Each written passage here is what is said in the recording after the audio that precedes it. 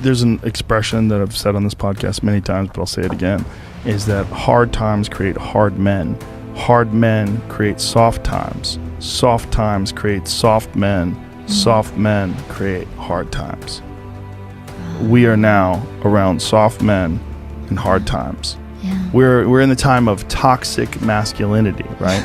Where you could be toxically male, and then if you're suppressing masculinity, you're going to bring on hard times. It doesn't mean masculinity doesn't mean you're mean. It doesn't mean you're angry. It means strength. Yes. It means discipline. It means the ability, like you need a military, and if you don't think you need a military, you need to go and pay attention to the rest of the world, because there's militaries all over the world that are doing horrific things. If you don't have a military in this country that can combat that and at least act as a deterrent to them doing things, you're going to get taken over.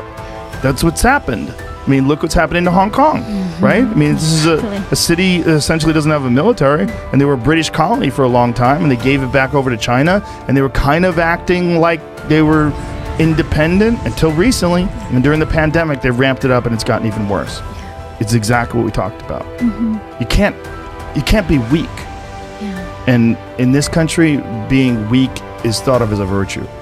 Jordan Peterson has a really interesting way of looking at this, and he said it to me once, and it made a lot of sense. He said people think that you should be weak and you should be docile, and then you should be a pacifist. He goes, no, you should be a monster.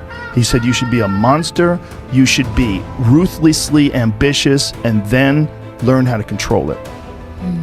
And it's that old expression, it's better to be a warrior in a garden than a gardener in a war.